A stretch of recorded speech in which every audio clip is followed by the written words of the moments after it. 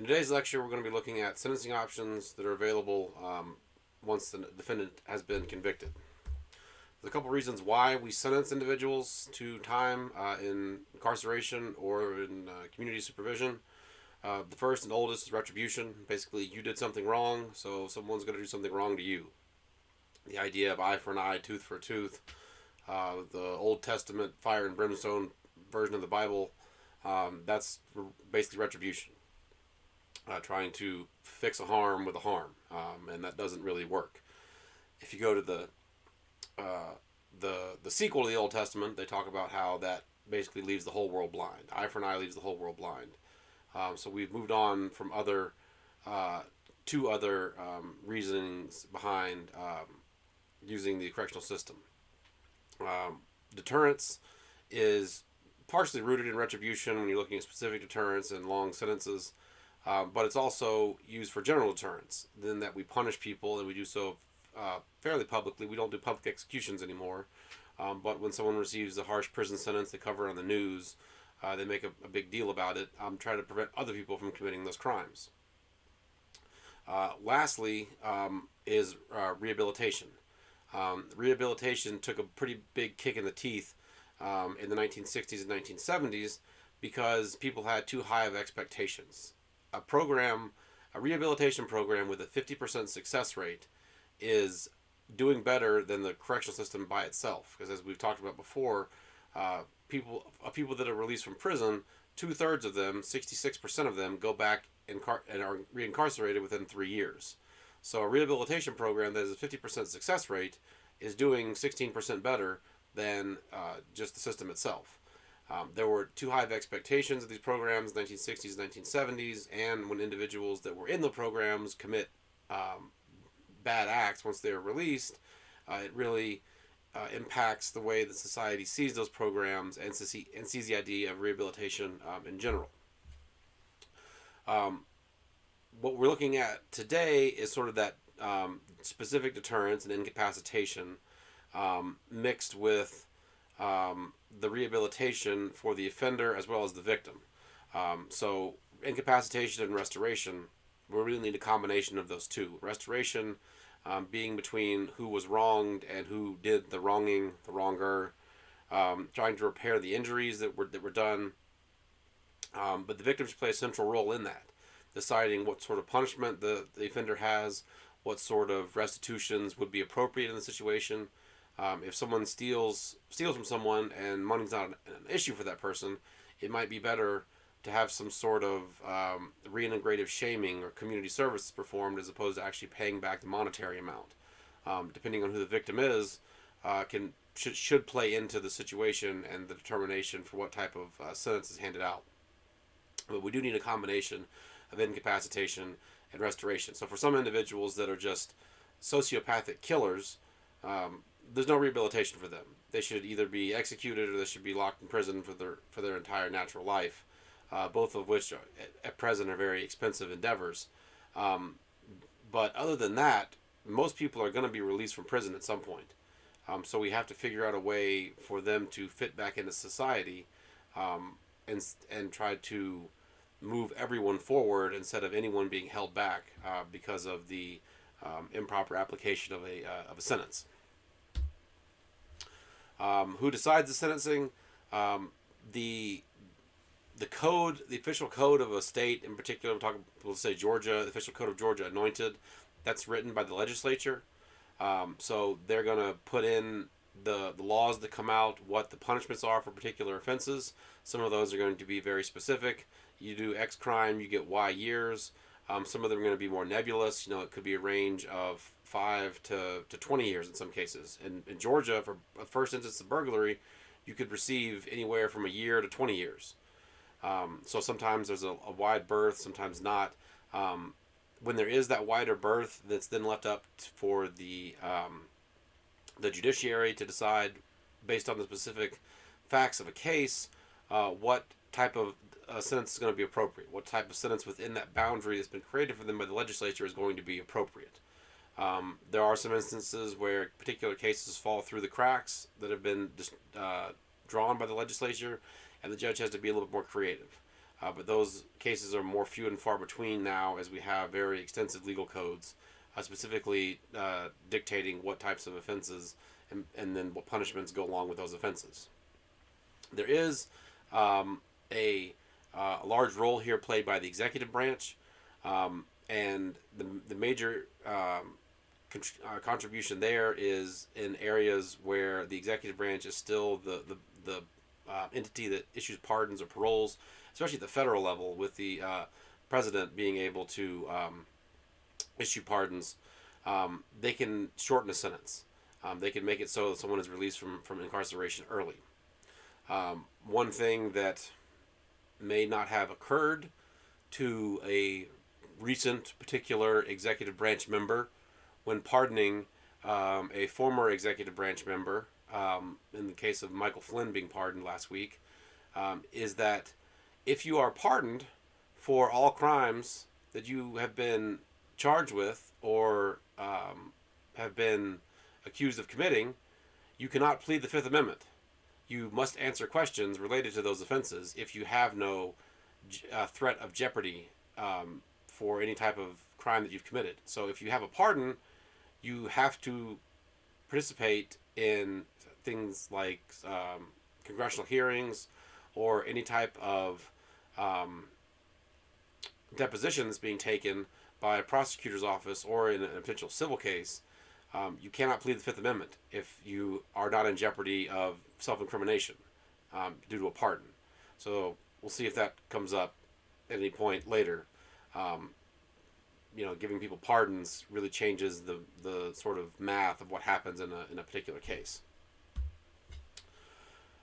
So what type of sentences do we impose? The most common type of sentence that we hand out is probation, which is basically community supervision. The reason that is so frequent is because it is cheaper than incarceration. Imprisonment is very expensive. We don't have enough space to house all of the people that we have labeled as criminals. And that cost keeps getting higher and higher every year. California spends more money on their correctional system than they spend on their higher educational system. So imprisonment has, while it was a fetish of the criminal justice system in the 1980s, 1990s, and the 2000s, we're starting to see the real cost of that in terms of actual monetary cost, but also in terms of social cost. The war on drugs basically removing 2 generations of viable males from low-income and minority communities in high population urban environments. So it hasn't worked. The idea of imprisoning people as their only means of punishment has been a recent mentality, and I say recent in the past 60 years. There are other options that we've had. We also use fines when that is an appropriate penalty for the crime that's being committed, also at an appropriate level. One thing that's very disproportionate in the United States is systems of fines that we have for things like traffic violations. If you were in Georgia and you get a super speeder ticket and they charge you $1,000 for it and you have to pay another $500 in court fees, and you potentially lose your license, if you're living paycheck to paycheck, that can be an intense imposition. Now, if you're what's happened a couple times, that this has happened in Atlanta with players on the Falcons. Chris Tucker got one going over 100 on 285. If you're rich and or famous, most importantly rich, it doesn't matter. If the fine that you're being imposed is less than 0.1% of the money that you make in a year, you don't care, as opposed to someone that's being punished disproportionately.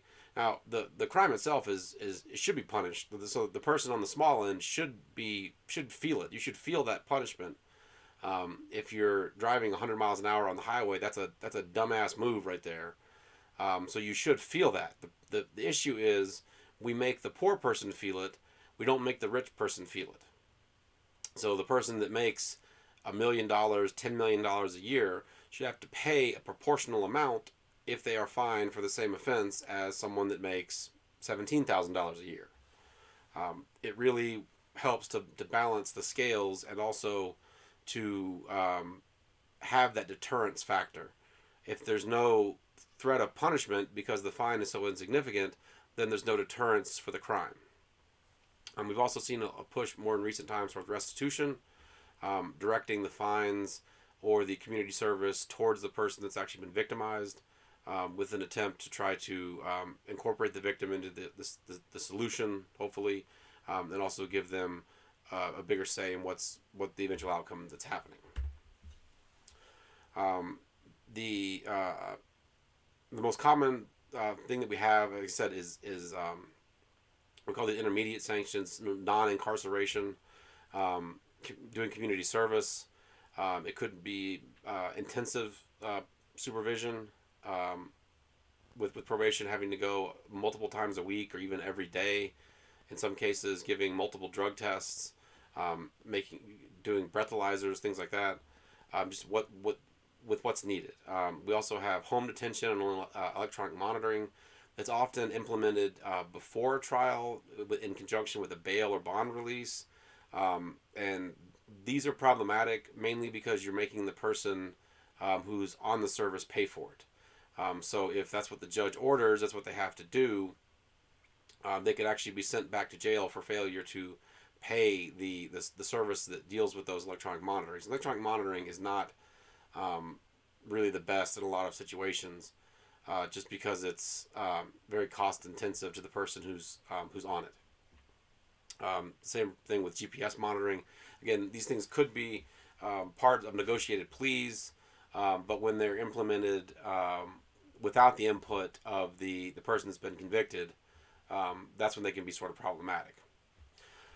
We also have two other types. Shock incarceration is basically a split sentence where they don't tell the person they're going to be put on probation. They basically send them to incarceration for 6 months or a year, and then pull them back before the court. And, how did you like that? It's usually not fun to go to jail or prison. Would you like to spend the rest of your time in the community and supervision? Most people will go for that. Some people won't. People that have been in the system a lot would rather do 6 months incarcerated than do 2 years on probation, because they know if they screw up on probation, they pee hot on a test, they might go back for the whole 2 years. Whereas if they're doing 6 months, that's 3 months with good time, you can get out a lot quicker. We've also implemented boot camps for youthful offenders. More or less, these are garbage. They have low success rates, high recidivism rates, and the reason for that is you are putting these troubled youths in this very regimented program, which works. It gives them something to do. It fills their time. But when the program is over, they go back to the same shitty neighborhood that they came from, and all that regiment and all of that scheduling goes away. And because they're probably a convicted felon, if they're being sentenced to a boot camp, they can't join the military in a lot of instances. The crime that they committed to get them to boot camp preempts them from actually joining the military. So all of the skills and the regiment and the scheduling that they learned is for nothing when they go back to the streets. But when they're there, it looks good, and then they make a documentary on HBO where The Rock goes and visits these boot camps and talks about how great they are, when really in the aftermath and the totality of what happens, they're not effective. There are a lot of issues with the juvenile justice system we've talked about in the past. And this is one of them. We also have the death penalty, which is the most serious form of incapacitation, basically permanent incapacitation. So in the late 1700s, there were over 200 felonies in England, which could garner someone a sentence of death. Today, it fluctuates how many people we execute per year. At present time, in December or November, last day of 2020, we've seen a large uptick in the federal execution population in terms of how many executions they've carried out in the last 6 months. It really just depends on how many executions a state has lined up, and how quickly courts can hear those cases and hear those appeals. But we've seen several Supreme Court cases looking at issues associated with the death penalty, the moratorium placed on it in the 1972 Furman versus Georgia case, where basically the court decided, or the court determined that the death penalty was being handed down with a racial bias. They then implemented the sentencing phase that we have today, and then the court said that was enough in the Gregg versus Georgia case. We've looked at the application of the death penalty to crimes beyond homicide at the state level, most particularly looking at violent sexual assaults of adults versus children. The Coker case established that there could not be a death penalty issued for the sexual assault of an adult. We've looked at the application of the death penalty when the perpetrator is under the age of 18. Also, was death intended to happen, or was this kind of an accident that took place? We've also, in more recent times, looked at the application of life sentences for individuals under the age of 18, to where now there can be no mandatory sentence of life without parole. There has to be a separate sentencing phase held for juvenile offenders. So it really just evolves as the cases need to take place. The Kennedy versus Louisiana case tried to apply the death penalty to the violent sexual assault of a child, but the court ruled that in this particular case there wasn't any lasting physical trauma, and so the application of the death penalty would be cruel and unusual, but it did not close the door completely on the Louisiana statute, which still maintains the ability to seek the death penalty in the case of sexual assault of a child. That just the case at present didn't meet the court's standard for being applied at that level, but it doesn't mean it can't change in the future with a different Supreme Court, with different cases that are brought forward, especially now with the Supreme Court being more conservative in nature. We're not, I'm unable to say what these laws might look like in 5 or 10 years. The most common method of execution used in the United States is lethal injection. Typically that's done with a 3-drug cocktail, one to put the person to sleep, one to paralyze them, and one to stop the heart. They have experimented with using high levels of fentanyl as a means of execution, and that's been done in a couple states. Basically just giving someone an opioid overdose to the point where they're dead. When conducted properly, those are effective means of execution. The quickest and most assured method that's been implemented in the United States has probably been firing squad. The outcome is graphic and violent, but it is over very quickly, and there's less of a problem of a botched execution like we've seen with some of the lethal injections, or even electrocutions or gas chamber, where the method is not conducted properly and the people suffer for 15, 30 minutes, an hour. Additionally, hanging can be problematic if the math is not done correctly and the person basically strangles to death. So the two best methods would be properly conducted lethal injection, especially the ones with fentanyl. That's the only one drug that they have to use, and then the firing squad. It depends on what state you're in, what methods are still applicable. Some states, they let the person choose their method. Some states have gone away from that with some of the bad media coverage they've had associated with that. But it's something that's being conducted by the federal government at present, although it might change next year, at least with not necessarily its application being there, but with actually being carried out. And it changes from state to state in terms of method and frequency. As I said, there have been several of the Supreme Court cases that have narrowed the applicability of the death penalty. The sexual assault of an adult versus sexual assault of a child, the violent outcome and nature of that. The application of the death penalty to other offenses at the federal level, treason, sedition, espionage, things like that are still applicable. And then the application of the death penalty to individuals under the age of 18 has been prohibited in the country. There are some logistical issues with the application of the death penalty. The lengthy appeals process makes it very expensive. Multiple trials. Not only that, contributing to the cost is also the housing of the individuals, transportation, and the potential for executing innocent people. Um, I think a lot of that uh, could be solved by having a specific court that hears these cases, that looks at them specifically, that's trained, has its own investigators to look for inconsistencies and problems in death penalty cases. But there's not really any push for that now. There's not really. It's basically you're either for the death penalty or against the death penalty. No one's trying to really fix the system or change the system that we have in place. It's either they want to keep it the way it is or get rid of it. And the way that it is not working. And I don't think that getting rid of it is the answer either. That's my own personal opinion. I am in the vast minority of criminologists when I say that I'm for the death penalty.